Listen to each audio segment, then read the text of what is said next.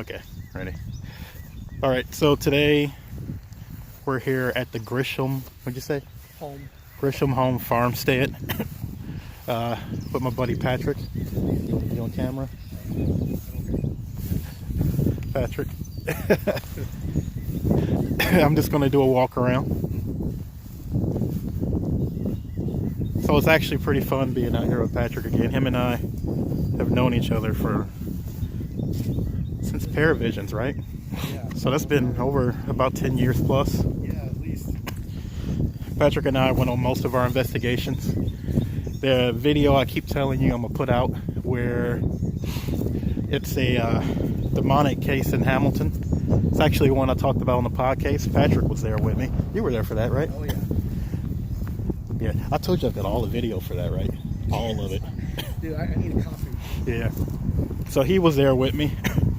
And the really cool part was him and I lived together. I lived with him. I lived in his attic over in, was it Middletown? No. Yeah, it was Middletown. And that place was haunted as shit. That's actually, I had 3 experiences in that house. One was when I was laying down in the bed. I think we came back either, was I living with you when we did the demonic place? Yes. So that was it. So we came back from that demonic investigation. And I was laying in bed. My girlfriend at the time was there. And I'm laying face down with my hands like sort of cross sleeping. That's how I usually slept. And out of nowhere, I feel a hand press down on the bed right next to like my shoulder. It freaked me the fuck out. But I didn't even wake up. I just stayed there. I just stayed there frozen. Like, I'm not getting up. The second one was, I woke up in the middle of the night, and at the end of the stairwell, I felt like this presence, very strong energy, just sitting there watching me. Like it was just staring at me with sort of like a malicious intent. I couldn't see it, but I mean, it felt like a person was there, and they pretty much were just ready to just maul me. I didn't know what the energy was. I didn't know where it came from, but I sort of just stared at it for a little. Turned back around and went to bed. Pretty fun. The last incident I had in there was we came back from an investigation. I don't remember if it was Post-Town Elementary or what. I bet it was. But I was upstairs in the middle of the night playing the game. And that attic... Little girl? Yes. So all of a sudden, a little girl out of nowhere says, "Help me." Yeah. Clear as day. I mean, clear as day. Disembodied voice of a little girl says, "Help me." You know, I tensed up and I was like, oh, what the shit? Like, you know, and I told her in a very stern voice, like, hey, I can't help you. You need to go. Like, you shouldn't be up here. You shouldn't be here talking to me. You need to get out of my area. I'm sorry, I can't help you. You got to go. And that was the last time I heard from her. So you heard a little girl? Was there? Okay, it all started with Post-Town. So it is from the... Yeah. Dude. So, Post-Town, I don't know if you remember, but it was me, you, and a couple other people. Mm-hmm. We were in the gymnasium, and you asked if one of them could come up and touch, come up and touch somebody or Yeah. do something. And then you left out, and everybody left out, and then it all started from there. I was going up the stairs with this investigator, and Look at this thing. basically, that's why we're hearing stuff. When I went to bed, because we were staying there because we were doing Is that the night we stayed over? They were doing the big, Yeah. It was like a paranormal fest. Right. I couldn't sleep because you know what I kept hearing? Help me, help me. Really? Demon, help me, help me. It kept switching back and forth. And it didn't stop. Yeah. So then I left. I said, I need to go home. I can't do this. So I left and went home. And I said, maybe I can get some sleep here. And then when I got in the car to leave, that's when it gets even more crazy.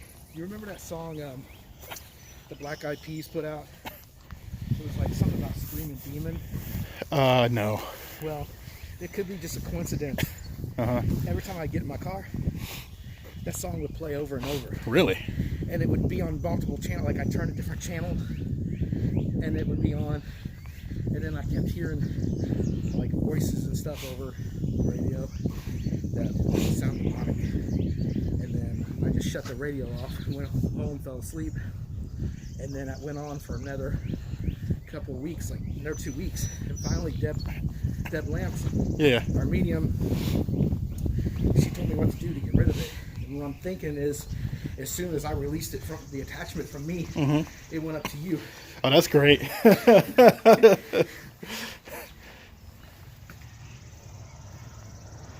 So I wonder, man. Oh, this place is gorgeous.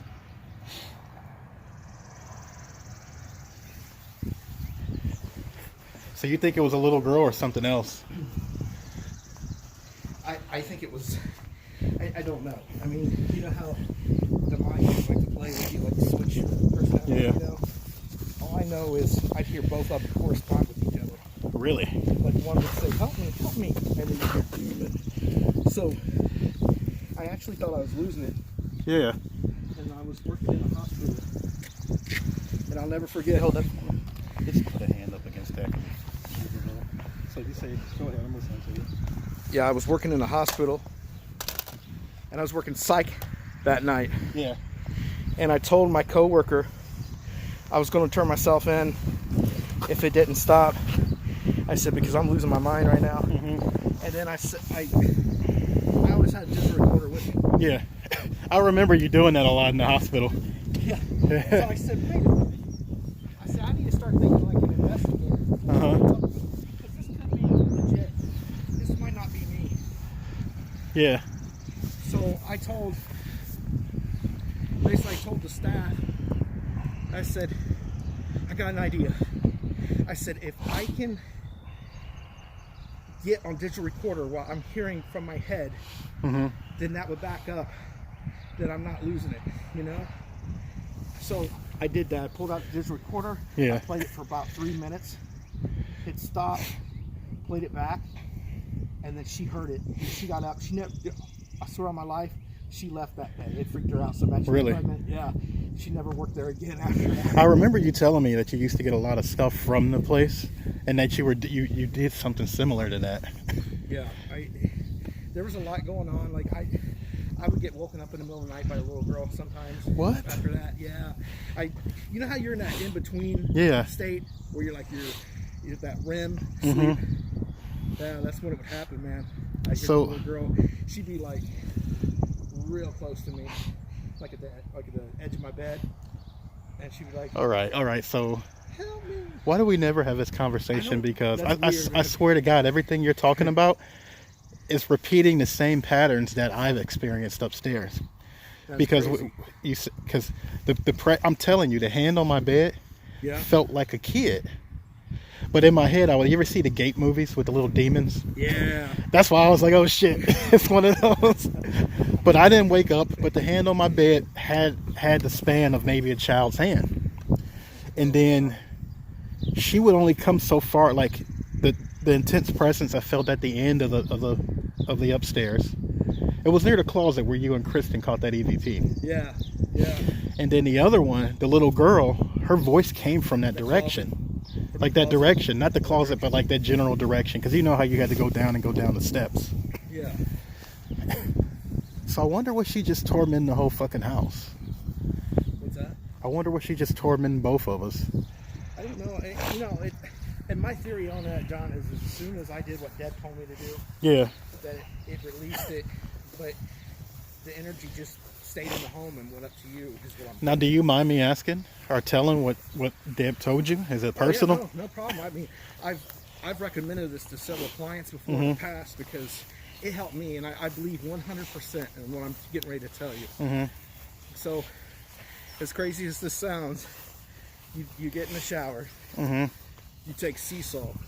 Oh, you cleanse yourself with it?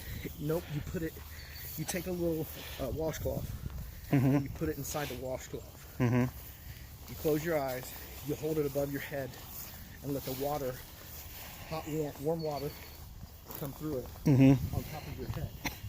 And then as you're doing that, you visualize breathing in white light, all the white light, and then exhaling all the dark energy. And when I did that day, you can say I'm crazy or not, but I could hear it. It was like everything just started speeding up. I could hear the little girl. Then I could hear the thing saying, check out this over here. same demon and stuff. And it went back and forth, back and forth. Really? And then it just happened real quick. It was like, it was like, help me, demon. And then it just faded away. And after that, I could tell it was gone. I think she brought her little ass upstairs trying to get me to help her. And there was physical things were happening to me, which I didn't mention. You were getting a lot of orbs down there, like and it wasn't just like the balls. It was like something moving. Light, you mean? We had the cats, and the cats used to play with them. We caught the cat on camera, like fucking with it. That's right. Yeah. I was getting scratched. It felt like something was scratching me from the inside. What? My stomach. Yeah. And I'd just be watching TV and just bend over in pain, and then it just felt like claws were just like ripping the inside of my guts out. Dude. And then people always said Post Town had a demon. I didn't make too much of it. Because it was downstairs. It wasn't downstairs. It was like, it was the first floor in that back corner near the auditorium. That's where they told me they encountered the demon. You know, remember the team that was running it at that time was Toga. And I remember them. Yeah. You were told that they went to Bobby Mackey's a lot. Why? They went to certain areas. They could have brought, maybe that wasn't originally there. They brought it back, Well, I haven't been in the Post Town since we last went into it. So I have no idea what's there now. But that's very interesting. I just talked about this on a radio show not too long ago. Yeah. Yeah, I was on a radio show, and I guess the host, she asked me what was one of the craziest experiences you ever had. Yeah. Or scariest experiences. And I said, this is an experience that woke me up. I said, this is really real. Yeah. And you have to be careful with what you're doing. I agree with that, because a lot of people think it's like bullshit and nonsense. But like when these things affect you, when they get inside of you and they mess with you, it's not like an overnight thing. They fuck with you for a while and you go sort of nuts. And I started worrying about not myself, but like other people, because I worked at a hospital. Yeah. I was like, what if I go to the hospital, I'm in a patient's room, and I just drop off this thing? Yeah. And now they're already sick, and now this just starts affecting them. What does it do to them, to their health? Yeah. And their physical well-being. So I mean, I was really concerned about that. Was it like a mental hospital? No. Well, it's got both. It's a regular hospital, but it has a psych floor. Okay. You will wonder, because some of those psych people. I worked on all the floors. Okay. So that's interesting. Huh. There was a guy that worked at my current job. I won't list, or not my current job, my last job. I won't list it. But he worked with one of our friends, and the guy said he felt he had an attachment. And one of our buddies that we both know spoke to him, and he said, "Yeah, I think he does have an attachment for some of the things he was doing." So this is more of a story about how fucked up the guy was. He comes up to me at work and it's like, "Yeah, your buddy told me I probably have an attachment. I knew it." And then he was like, "Maybe I'll pass it off to this guy." He wanted to pass this attachment that he had. No, he did not. He said this to me. For a host. He was trying to pass this malevolent attachment off onto one of his friends so he wouldn't have to deal with it. That's messed up, man. Dude, that's the first person that ever was like, "You're fucking psychotic, dude." Like, I would not trust that dude with my life. All right, we have been talking long enough. We're going to start here shortly. Just to get a view of the place, we're mainly going to focus around this building. There are some people here. There's a family over there at the stable. I'm not going to put them on camera. You've probably seen them walking in the background. But for the most part... And what I didn't mention to you is right there is the grave site with the family members. Okay, let's go over here to the grave site. And then, a couple of things that's happened to me when I come here in the past is I always feel like there's somebody, of course, it could be all psychological because it's a graveyard, but I feel like there's somebody behind those trees over there. No, that's good thinking. So for the longest until recently, I've always thought, don't go to graveyards. There's nothing there. There's no energy there. There's people resting, etc., etc. But over the last like 2 weeks, I went to this one graveyard out near my home. I've come to the conclusion that things do hang out at graveyards. They're either, some of them are intelligent, but they're sort of like trapped here. I've never seen somebody passed over come back. But what I've experienced is intelligent earthbound spirits do hang out at them, and that graveyards just have a certain energy to it. Right. So things that may not necessarily be human spirits do come and congregate there and sort of use the energy. Now, if we go over to this graveyard and those people go to that house, I'm gonna be mad. That's okay, though. But what was I gonna say? So yeah, you never know. Look how old this tree is. This tree just looks like it's like falling It's apart. going to give you a list of names, okay? Uh-huh. So these are what is known. There's also several bodies that have not been found yet on this land. One of these names, it's on this, I get every time I come here. You can tell me I'm not here to do psychic medium stuff. Yes. Her name's Anna. It's a small graveyard, huh?